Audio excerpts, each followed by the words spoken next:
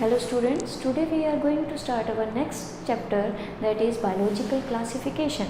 Biological classification में आज जो टॉपिक हम कवर करेंगे that is 2 kingdom classification, 3 kingdom classification and 4 kingdom classification.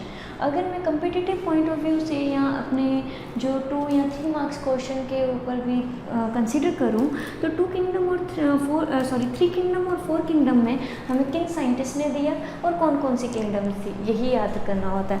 Rest हमें डिटेल में करनी है 2 किंगडम और हम करते हैं 5 किंगडम। इस लेक्चर के सेकंड जो पार्ट है उसमें हम 5 किंगडम क्लासिफिकेशन डिस्कस करेंगे, लेकिन इस लेक्चर में हम 2 किंगडम 3 और 4 किंगडम क्लासिफिकेशन ही कवर करेंगे। क्लियर?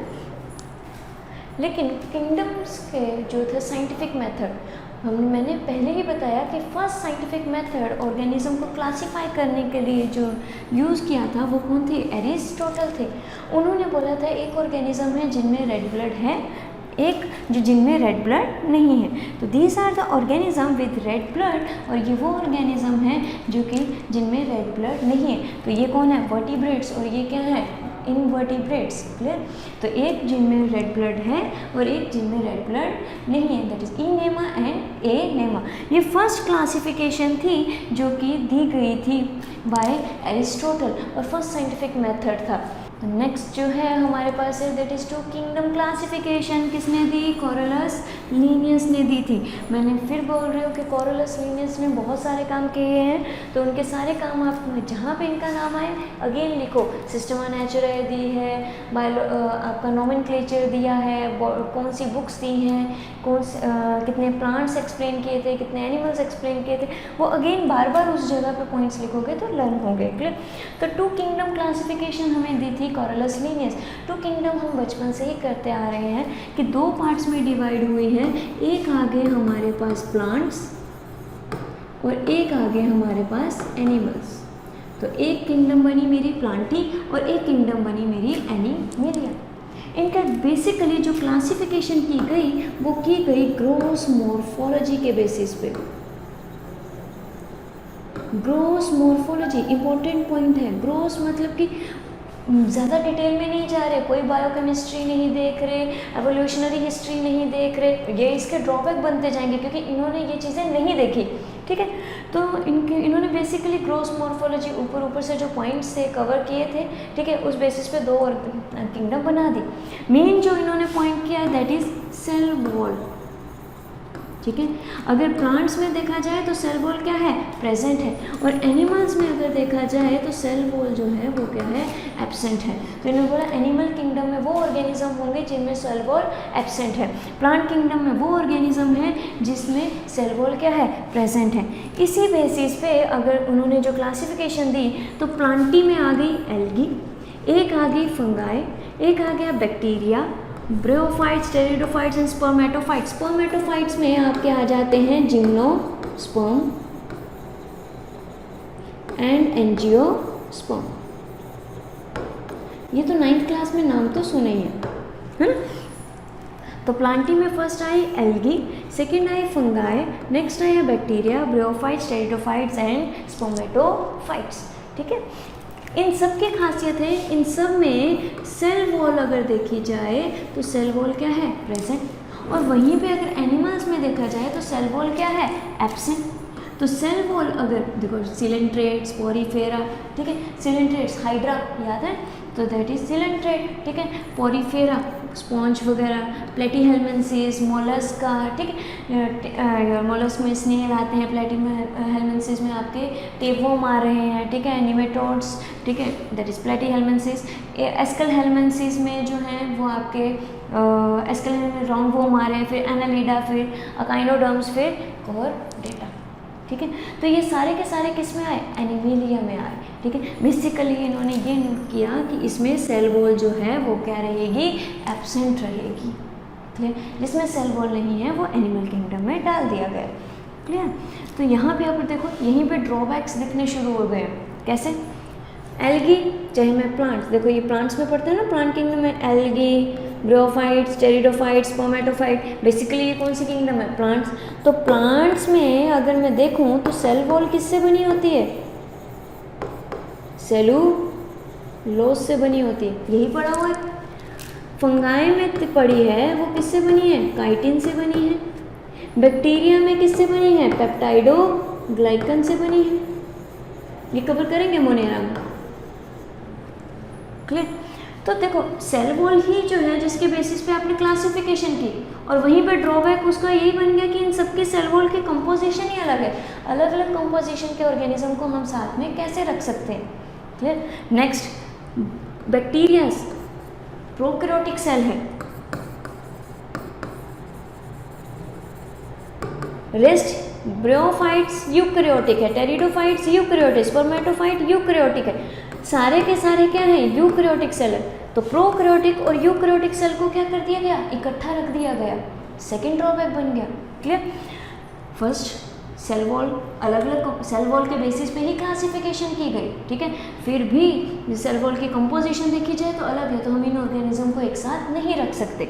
सेकंड अगर देखा जाए तो प्रोकैरियोटिक और यूकैरियोटिक सेल को इकट्ठा रख दिया गया, क्लियर। नेक्स्ट अगर देखा जाए तो ये ऑर्गेनिज्म असल में कैसा है? यूनिसेलुलर। रेस्ट ऑर्गेनिज्म कैसे है? Multi cellular, clear. और यहीं पे अगर मैं देखूं एनीमिलिया में अगर मैं कहूं तो पहले से ही ऑर्गेनिज्म डाले गए हैं जैसे कि पैरामीशियम,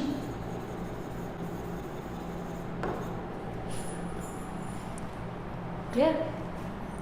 पैरामीशियम इनको आपने इसमें एनिमल किंगडम के सेल वॉल नहीं है, ठीक है। तो अगर आप इनको इसमें प्लेस कर रहे हो तो ये ऑर्गेनिज्म कैसा है? यूनिसेलुलर। और रेस्ट ऑर्गेनिज्म कैसे है? Multi cellular. तो फिर ड्रॉबैक बन गया कि इन्होंने क्या किया? यूनिसेलुलर एंड मल्टी सेलुलर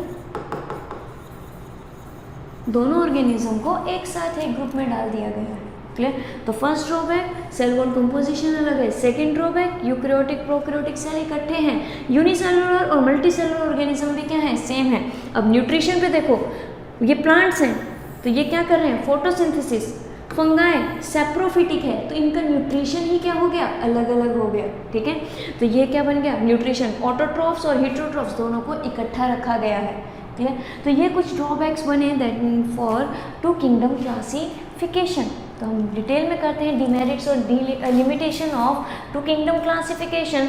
तो उन्होंने बोला कि अगर हम प्लांट्स और एनिमल्स में कुछ भी रखा हुआ है, ठीक है, फर्न्स आपने प्लांट में डाले, bryophytes, pteridophyte, bacteria, blue green algae सब आपने प्लांट्स में डाल दिए, तो क्या बैक्टीरिया और प्लांट्स में कोई एवोल्यूशनरी स्टडी कर पाए? नहीं। तो यहाँ पे हम एवोल्यूशनरी रिलेशनशिप्स को स्टडी नहीं कर पाए, क्लियर है। लिनियस ने आर्टिफिशियल सिस्टम ऑफ क्लासिफिकेशन माना था। आर्टिफिशियल सिस्टम में हम कभी भी एवोल्यूशनरी रिलेशनशिप्स को नहीं पढ़ते हैं, तो अगेन वो उसका ड्रॉबैक ही बना, ठीक है। वहीं पे मैंने बोला प्रोकैरियोटिक एंड यूकैरियोटिक सेल को क्या कर दिया गया? इकट्ठा कर दिया गया है, क्लियर। नेक्स्ट लिमिटेशन, इन्होंने यूनिसेलुलर एंड मल्टीसेलुलर ऑर्गेनिज्म को एक ही ग्रुप में डाल दिया।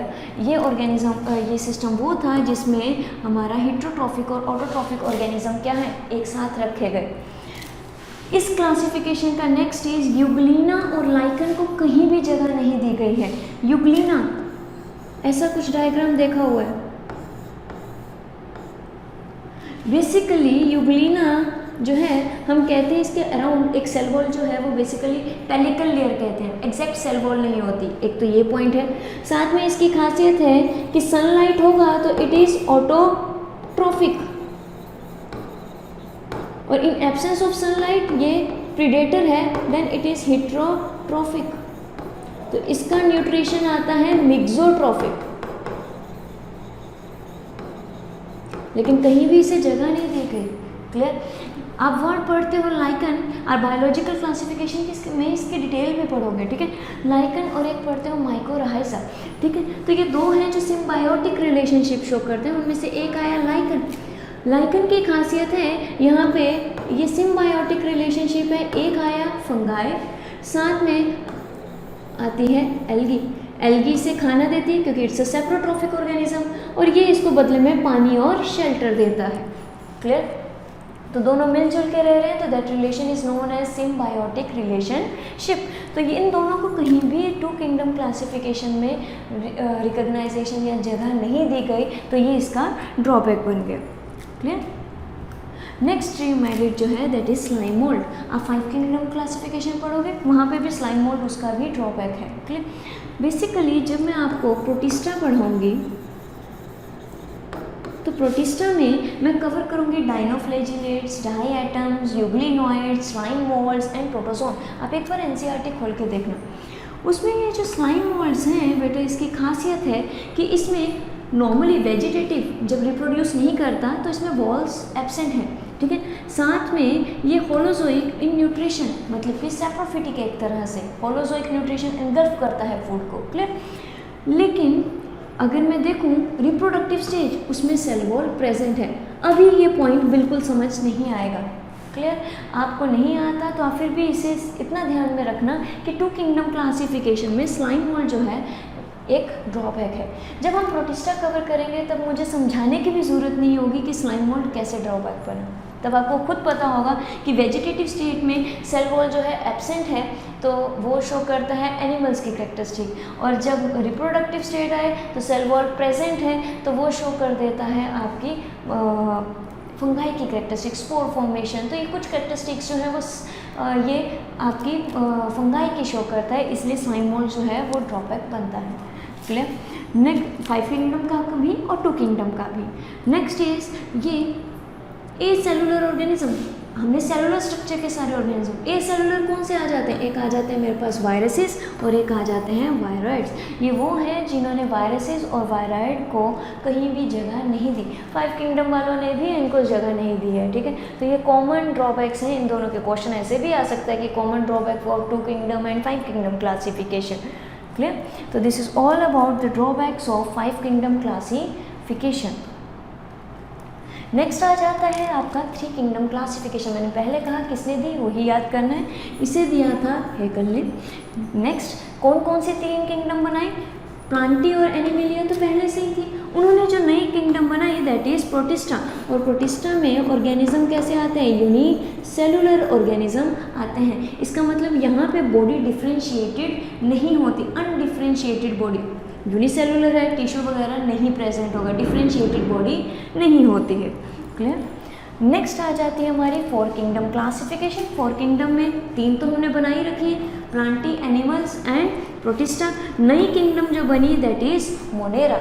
इन्होंने जो क्लासिफिकेशन दी, उन्होंने बोला ये जो किंगडम है इसमें कौन सा सेल प्रेजेंट है? प्रोकैरियोटिक। और रेस्ट जितनी भी किंगडम है उनमें कौन सा सेल प्रेजेंट है? That is eukaryotic. तब तक इतना पता चल चुका था कि सेल्स जो हैं वो 2 टाइप के हैं, प्रोकैरियोटिक है कि यूकैरियोटिक है। उसी बेसिस पे जो हैकल थे उन्होंने प्लांटी से बैक्टीरियाज को निकाला और सारे बैक्टीरिया एक नई किंगडम में डाल दिए दैट इज मोनेरा। ये सबसे पहले ऑर्गेनिज्म फॉर्म हुए हैं, ठीक है। तो प्रोकैरियोटिक सेल क्वाइटोफस पहले प्रोकैरियोट्स बने थे, फिर ही यूकैरियोट्स बने थे। तो प्रोकैरियोटिक किंगडम जो फर्स्ट टाइम फॉर्म की थी वो किस में हुई थी? 4 किंगडम सिस्टम ऑफ क्लासिफिकेशन किसने दी थी? कॉकरेल ने दी थी। ये भी पॉइंट इंपॉर्टेंट है, ये थोड़ा सा ब्रीफ में, ठीक है। तो 2 किंगडम दी कोरलस लीनियस ने। कौन सी किंगडम आई? Plantae and animalia. Next 3 kingdom में प्रोटिस्टा, प्लांटी एंड एनिमेलिया। इसमें वही कि यूनिसेलुलर ऑर्गेनिज्म को अनडिफ्रेंशिएटेड बॉडी वाले ऑर्गेनिज्म को अलग कर दिया गया। तो इसका मतलब बैक्टीरिया आज भी किस में है? प्लांटी में है। फंगाई आज भी किस में है? प्लांटी में है, क्लियर। इन 4 किंगडम क्लासिफिकेशन उन्होंने ये कर दिए प्रोकैरियोटिक सेल और ये कर दिए उन्होंने यूकैरियोटिक किंगडम, क्लियर। इन 5 किंगडम क्लासिफिकेशन देखो आज भी जो फंगाई है वो किसके अंदर है? प्लांटी में है इन 4 किंगडम क्लासिफिकेशन। लेकिन 5 किंगडम क्लासिफिकेशन फंगाई जो है वो एक अलग किंगडम बना दी गई। तो किंगडम्स बनी 5, monera, protista, fungi, plantae and animalia. तो that's all about today. Thank you.